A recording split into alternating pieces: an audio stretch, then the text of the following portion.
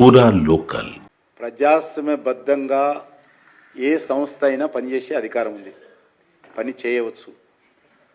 ప్రజాస్వామ్య వ్యతిరేకంగా తుపాకీ గొట్టం ద్వారానే, రక్తపాతం ద్వారానే, హింస ద్వారానే మేము రాజ్యాధికారం సంపాదించుకుంటామంటే డాక్టర్ బాబాసాహెబ్ అంబేద్కర్ ఇచ్చినటువంటి రాజ్యాంగం వ్యతిరేకం ఇది. కాబట్టి ఒక దిక్కు చాలా పెద్ద ఎత్తున అమాయకులైనటువంటి ప్రజల ఇన్ఫార్మర్స్ పేరు మీద, పొట్ట కూటి కోసం ఉద్యోగంలో చేసినటువంటి పోలీస్ కానిస్టేబుల్ల మీద వందలాది మందిని హత్య చేస్తూ ఉంటే రాజ్యాంగబద్ధంగా ఎన్నికైనటువంటి ప్రభుత్వ బాధ్యత అందరికీ రక్షణ కల్పించాల్సిన అవసరం ఉంది. సివిలియన్స్ చేతిలో AK-47 పెట్టుకొని తిరగడం అనేటువంటిది మంచిది కాదు. కాబట్టి ప్రభుత్వ బాధ్యతగా వాళ్ళు చేస్తూ ఉన్నారు. ఆ దిశలోనే చాలాసార్లు కూడా చర్చలు జరిగాయి.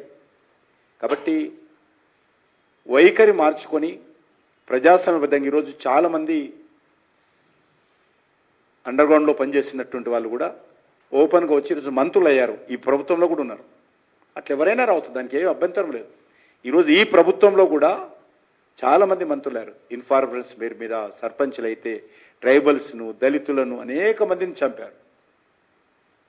కాబట్టి అది మంచి ఈరోజు మారుతున్నటువంటి జీవన విధానంలో, మారుతున్నటువంటి పరిస్థితుల్లో ఈరోజు ప్రజల ఆమోదం లేదు. దానికి హింసకు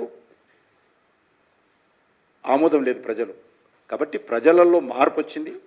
ప్రజల ఆలోచన విధానంగా జనజీవన స్రవంతిలోకి రావాలి. మా ప్రభుత్వం కూడా విజ్ఞప్తి చేసింది. జనజీవన స్రవంతిలోకి వచ్చి వాళ్ళు ఏ రకమైనటువంటి ఉద్యమైనా చేయవచ్చు. మీకు ఎందుకు, మేము రైతుల ఉద్యమం జరిపితే మేము విడ్రా చేసుకున్నాం.